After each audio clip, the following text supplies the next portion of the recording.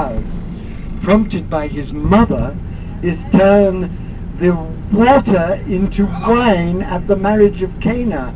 And what that means at the deepest level is that Jesus is changing the water of ordinary sexuality into divine sexuality, into the tantric wine. That's what it means. And if Mary Magdalene was restored to her true place in the Christian revelation as the one who instructed him in the divine feminine, had Jesus not met and loved and been loved by Mary Magdalene, he would have been yet another one of the transcendent men who walked naked in the desert and denied reality and went off into the light. But she said, "Hey boy, I'm going to teach you about the embodied Godhead. Come along with me. It's time you get real." And obviously she was his beloved, and so I believe was John. I think that's the whole meaning of John leaning against his breast. Jesus was modeling supreme heterosexual love and supreme homosexual love. The supreme love between a man and a woman, and the supreme love between a man and a man, to give the full divine picture for the human race. Can you imagine if that had been at the core of the Christian revelation, how much healthier we all would be? Yeah. Right. Of course, it's absurd, this whole thing that we've been saddled with is a complete lunacy. Anyone else would love to say something? Come on, this is exciting stuff.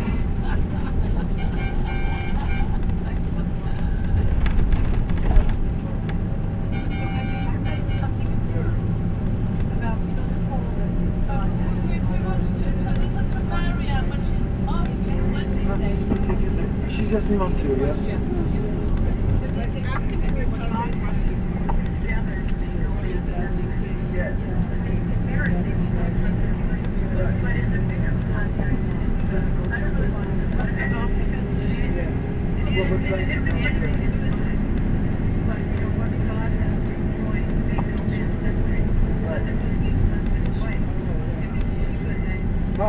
Yeah, she was saying that in that phrase, in the marriage ceremony, let no man put asunder, that's usually the husband and wife, but what it should be is let no man put asunder Shiva and Parvati in every human being. Look, you're all androgynes. Whether you're a man or a woman, whether you're gay or straight, the task of your life, or bisexual, or as Barney Parsons at Oxford was, pansexual, the only person I ever knew who was pansexual, because we all loved Barney and we thought that in a crisis a lamppost would do.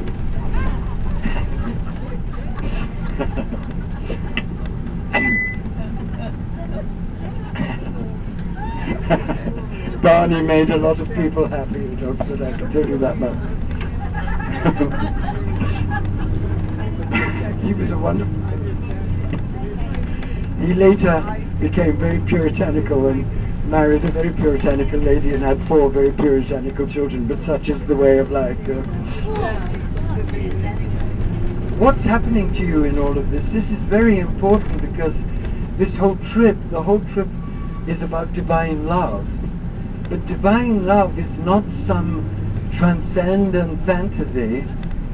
Divine love is an initiation into the fullness of your androgynous being. The great aspect that is of Shiva, the holiest and most powerful aspect of Shiva, is the one I worship. I have several, I've looked for statues of this particular aspect all over India, and I have 3 in my home, at special places in my home, because this is what I hope I'm becoming. This is what I want to become before the fat lady sings.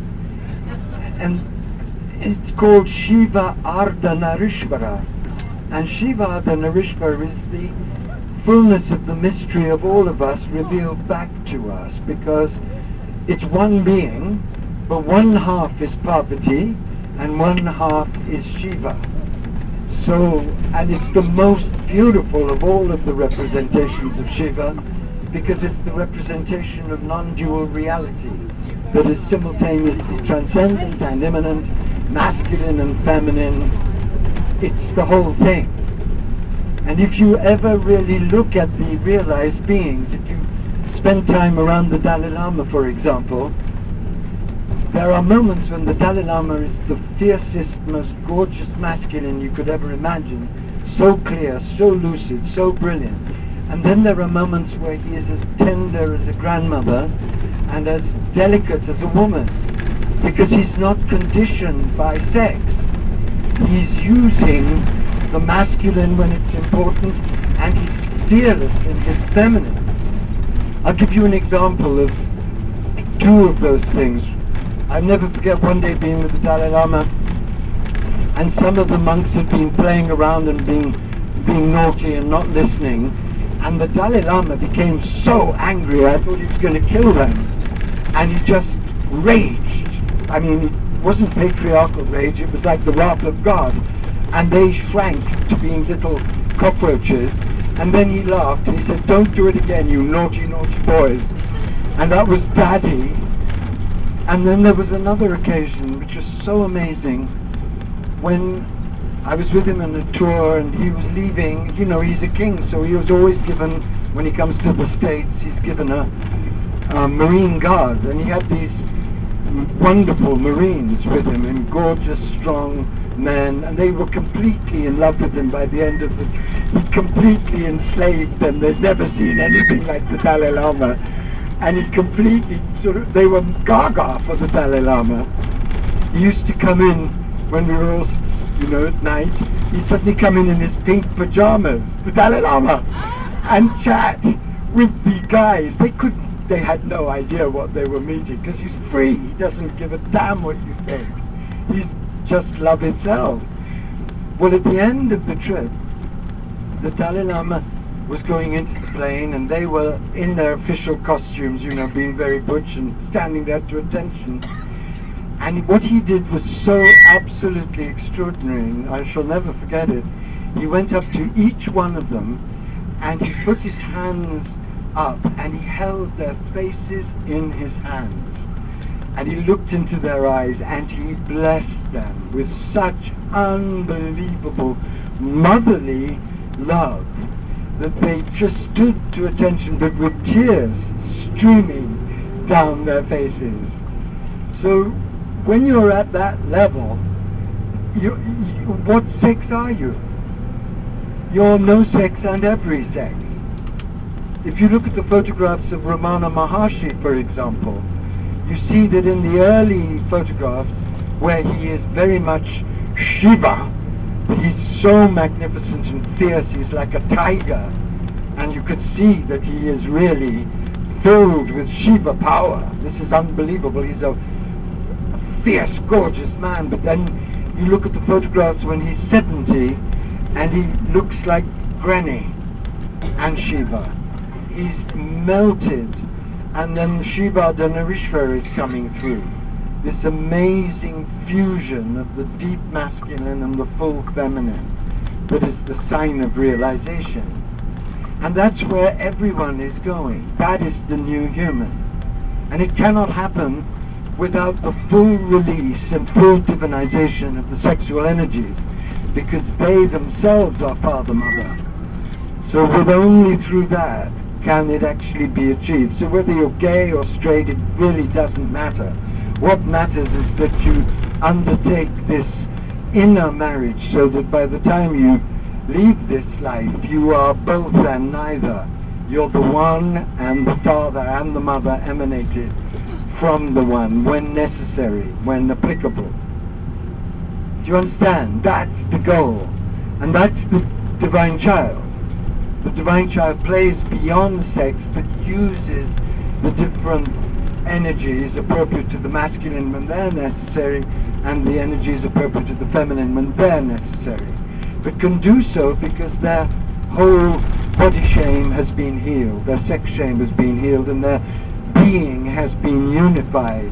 So they're dancing to the rhythm of the one, and not anymore to the stupid, vulgar, obscene conventions of a debased culture that doesn't understand anything.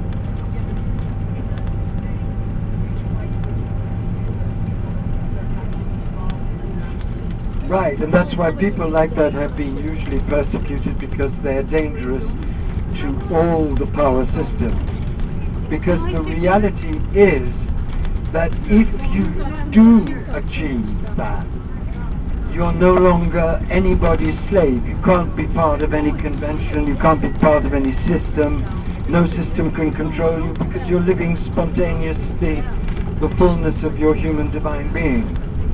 You're no longer able to be shamed or humiliated or guilted or demeaned. You're free and you're real and you're whole. And that's why culture has been so scared of people who have that power. It's all about control, kids. But you don't have to be controlled by that bullshit if you don't want to. If you do want to, fine. But you'll bore the hell out of yourself before the fat lady sings. Anybody like to say anything? Any questions? Anything? Yes. Chip. Come up and talk. Yeah, I really want to hear from you, because I could talk like this for hours, you could imagine. I know this stuff, I'm living this stuff. But what does it mean to you? We're on a pilgrimage, it's about you. I've always struggled with a sense of shame, and something that I'm hearing that keeps coming through is our divinization and recognizing as such is just the opposite of shame. It's a real freedom from that. Like, that doesn't have to be around. It has to do with power structure too, and it's just finally throwing that off and accepting what is, and then shame vaporizes. I think everybody struggles with shame. Women struggle with shame. Heterosexuals struggle with shame. Homosexuals struggle with shame. Everybody, because we're taught two things. We've been taught that the body is an illusion, which it isn't. It's the temple of the soul. It's the in-soul body and the embodied soul. My God, if we knew what our bodies really were, holograms of the entire universe, which is what you discover, and if we really knew what the Shaivites know, which is that every impulse in the body is one with the pulse, the spanda that's creating the whole creation, then, oh my God, we wouldn't hate our bodies. We'd be so overwhelmingly grateful for our bodies that we'd be stroking them all the time and saying, thank you, thank you, thank you, thank you, thank you, thank you. Let alone our genitals, we'd be saying more than thank you. We'd be saying, oh my God, I've got this too. No, I mean it really, because that's not, so that they're, through that experience of adoration and being adored, we can participate in the adoration of the mother and father. That's what's creating the entire universe. That's what Tantra is truly about. The West has completely vulgarized Tantra, because it vulgarizes everything, because it doesn't know the secret that Tantra is adoration. You cannot experience true Tantra just by having all kinds of bizarre, wild sexual experiences. They may help in ridding you of the shame, and that may be the first step. But the truth is that you can only experience Tantra when you truly love someone. It's only love that can give you access to Tantra. The father is madly in love with the mother, and the mother is madly in love with the father. The transcendent is madly in love with the immanent, and the immanent is madly in love with the transcendent. How could you experience the real bliss without that mad adoration, that blissful adoration? This is where the West has gone tremendously wrong, because it thinks in terms of technologies and techniques rather than the foundation of devotion. You've got to be devoted, out of your mind devoted to the person who is your tantric consort, man or woman. My current tantric consort is a cat, and I'm completely obsessed with my cat, and she's completely obsessed with me. We don't have, obviously, a sexual relationship, but we have a completely blissful, ecstatic relationship because we're hopelessly in love. That's the only key to be hopelessly, finally, totally in love. Right? Love is always the key. Anyone else? Before I retire? Yes? Come. Instruct us.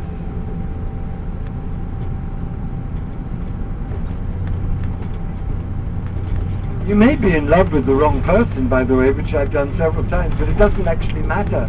So long as you're wildly in love, you'll get the golden juice.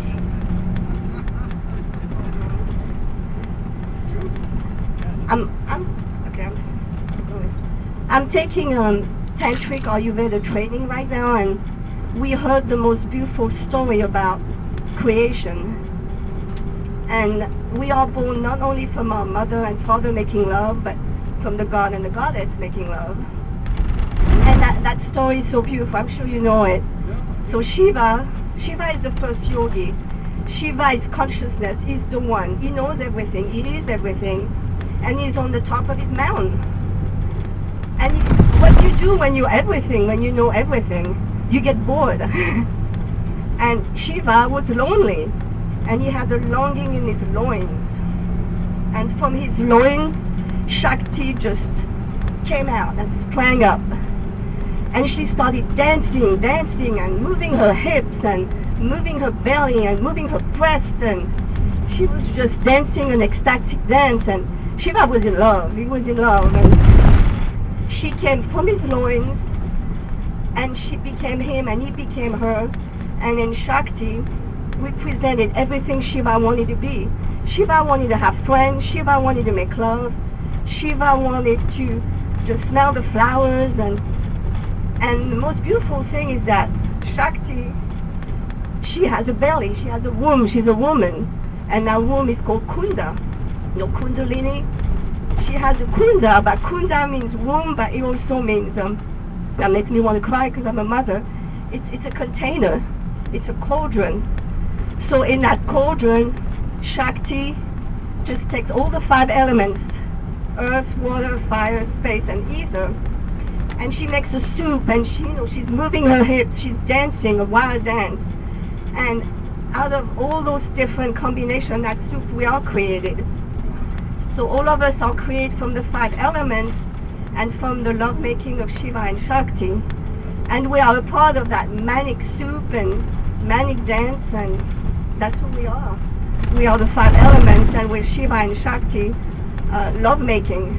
And I thought that creation story was beautiful, and you really, really, I wanted to share it. Thank you.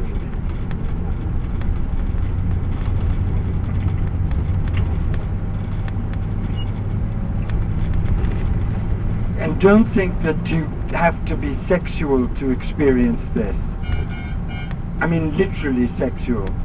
You just have to soften and love life more and more intensely, and love and be more tender. More tender. Tender is the word. You see, there are really 3 tantras that have to be combined if you're going to know this.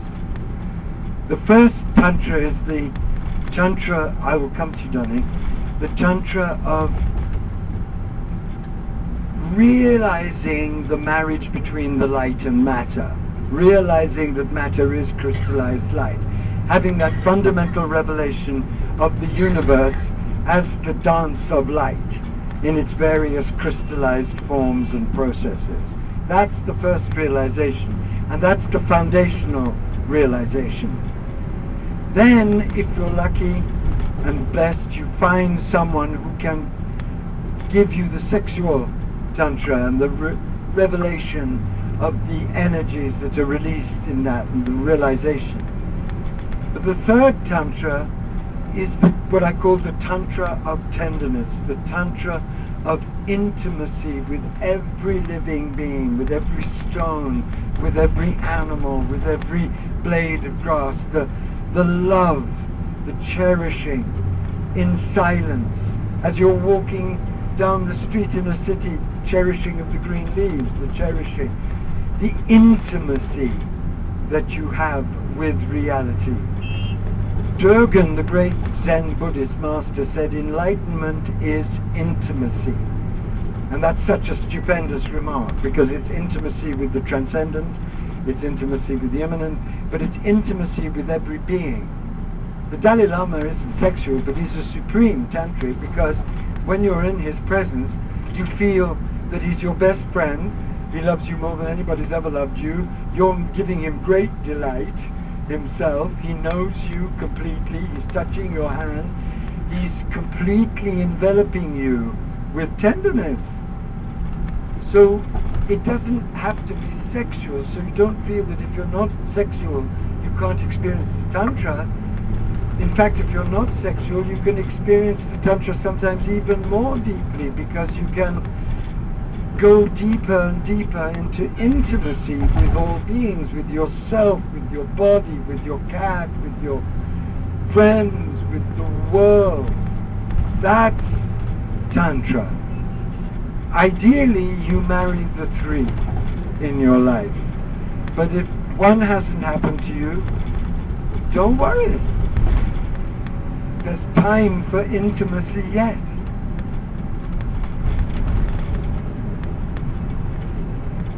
Sean.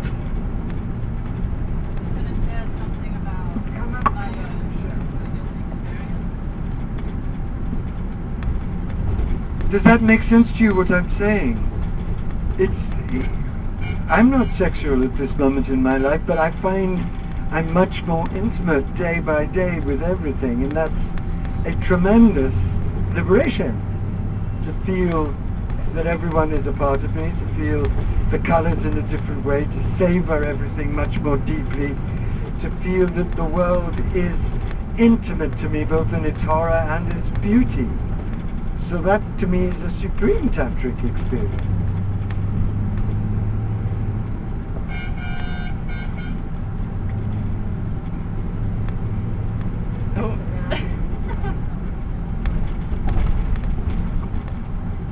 I was just going to share my experience that I had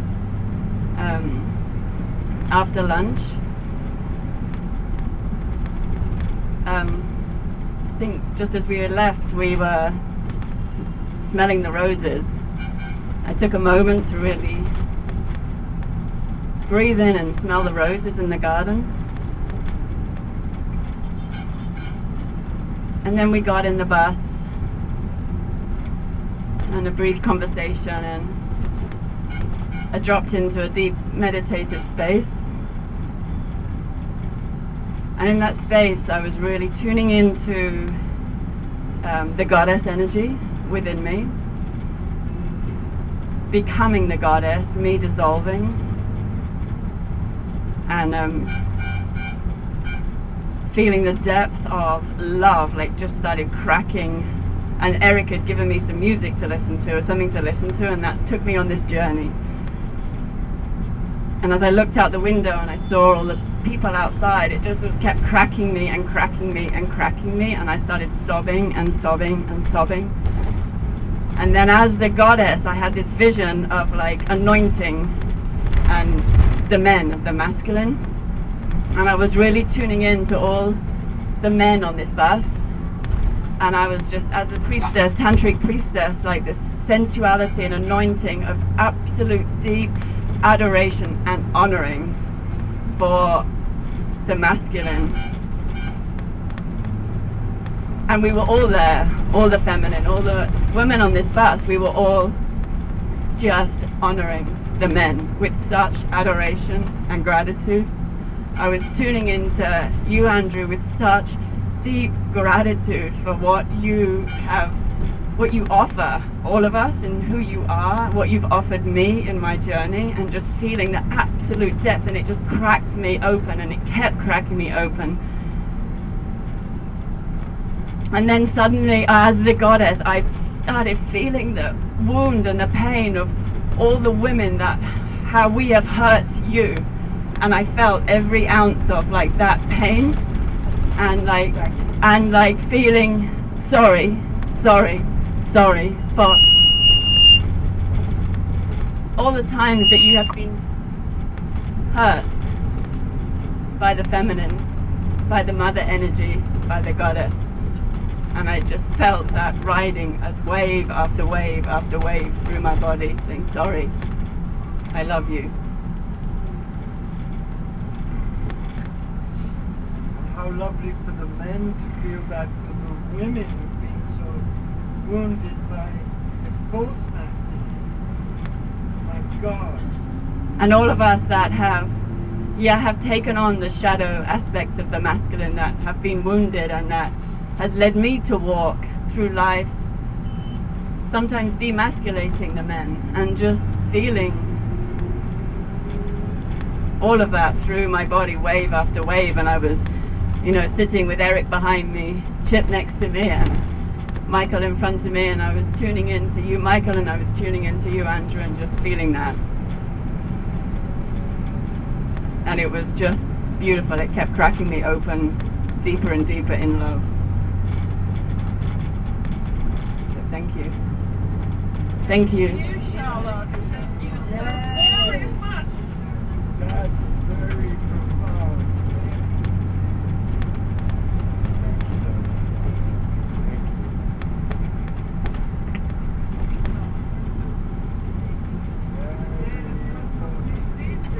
We hear a lot about how men have wounded women. We hear that forever and ever. But what about the dark feminine mutilating again and again the beauty and wholeness of the masculine? A lot of men, nearly all the men I know deeply, straight and gay, have been horrifyingly wounded by the wounded feminine, just as women have been horrifyingly wounded by the wounded masculine. And it's time that we really both recognize, or both sexes recognize their responsibilities and do everything they can to heal that. Yeah. Do you agree? Right. This is the new human. That's what we'll be doing if we get through this period. We'll be inventing ceremonies for this. Would anybody else like to offer something? This is wonderful. So important. Come on. Be brave. Be wild. Be anything.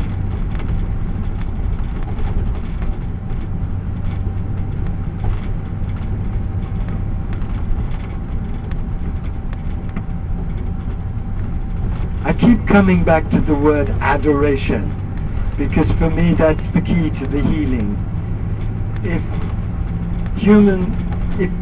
the man can adore the woman and the woman can adore the man, the adoration will see them through. Whatever kind of lovers, gay lovers, straight lovers, if there's genuine adoration, whatever the wounds, that adoration will provide the fuel for the healing. But unless there's that adoration, that healing cannot really happen. It can't happen through the mind. It has to happen through the commitment to love beyond reason. I will give you a very short one. So when you were asking before what we were thinking of, I was actually thinking of Paul Anka. I think a lot of the ladies here know about Paul Anka. Yeah, you know him.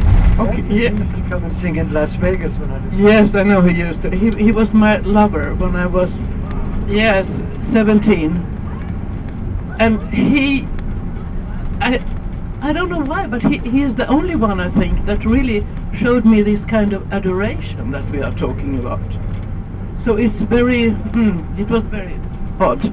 But, and of course you knew him as well. That's typical, isn't it? Yeah, yes. That I just wanted to share that, because that was so lovable, and I was so unused to be treated in that wonderful way. It went on for a while in different cities in Sweden, and I was 17, and I... Yes! Okay!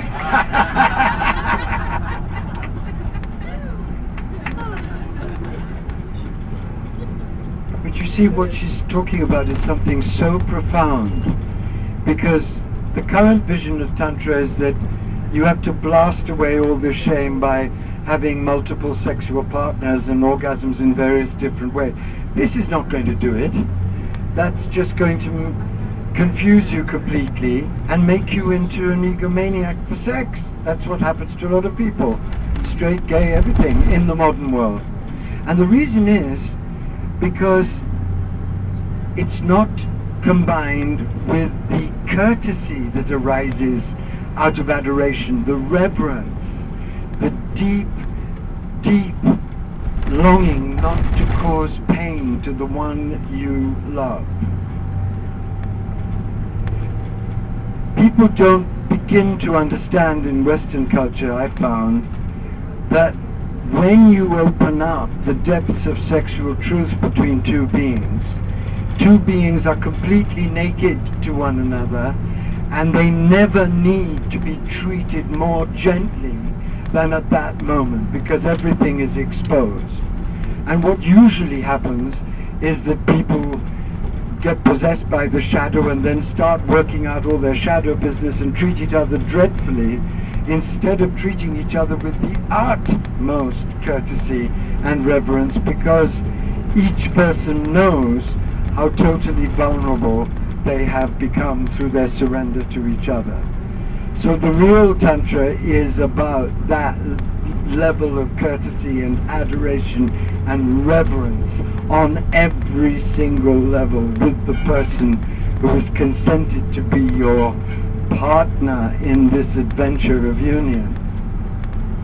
That's why it has to be combined with the sacred realization of oneness with the light, and that's why it has to be combined with the sacred culture of beauty and courtesy and kindness and tenderness and mutual honoring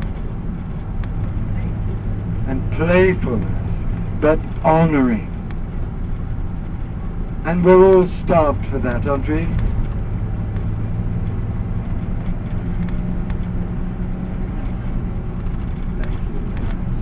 That's the key. And that's why without the great ancient cultures we're really lost, because it's the key to Kashmiri Shaivism, it's the key to Shaivism, it's the key to, you'll see in Khajuraho how much courtesy and playfulness and reverence there is. And you see the complete difference between what's being represented and pornography. Pornography is not bad, it's just stupid. And it's certainly not Tantra. It seems to be a lot of fun, but it's not Tantra.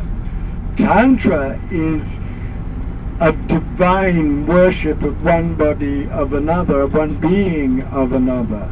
That takes great refinement of spirit. Right?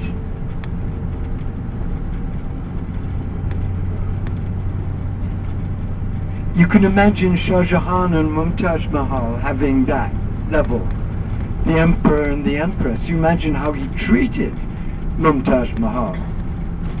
He built her the Taj Mahal in death. Can you imagine how he treated her? He didn't just say, let's hop off to bed. He created a whole world of beauty around her. She bathed in perfume and rose water. That's how she bathed, literally. She wore the most beautiful jewels. She was the queen of the universe for him. And he was the king of the universe. When he went to her bed, he went as the king of the world to the bed of the queen of the world. That's Tantra.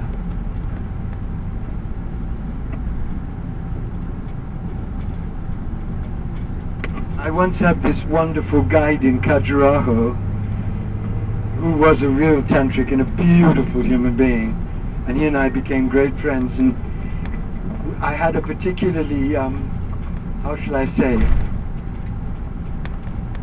leaden group. It was years and years of group. I don't think if Shiva had appeared in person it would have made much difference to that particular group.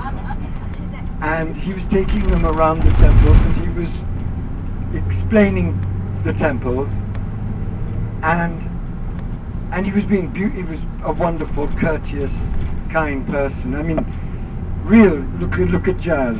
Real Hindus are the most refined people you will ever meet on the earth, because they are their refinement comes from the heart. Their hearts are soft and they're open and they treat people with dignity. The West doesn't know anything about this. It's what makes it so difficult to live in the West. It's like living in a forest of bears. No, it is. It's a how rude people are in the West. People don't. I get people book contracts. They never even write to thank me. I give people money so that they can go to experience a world. They don't even buy me a scarf to say thank you. And they don't think anything of this. The lack of courtesy is such a sign of the decadence of our civilization. People have no manners. And in Tantra, when you're most naked and most vulnerable and most exposed, when there's nothing between you and the one you love, that's when manners matter like gelignite, because if you miss, you can wound that person in the deepest way. So you have to be absolutely aligned with love. Otherwise, you become a killer. You know this, don't you? Most women know this because they've been used to such barbarians for men. And most gay men know this, for God's sake, because barbarians seem to be the local variety. Right. Isn't it true? Yes. So part of what we're learning on this trip in India is that refinement of being on every level. How wonderful.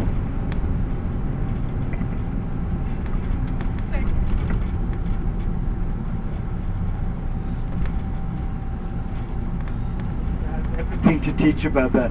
And don't think it's just the rich Indians. The poor Indians are incredibly refined people. They're the most refined because their refinement is burnt refinement. They wouldn't exist without that refinement. And they are their manners, their kindness, their hospitality is breathtaking.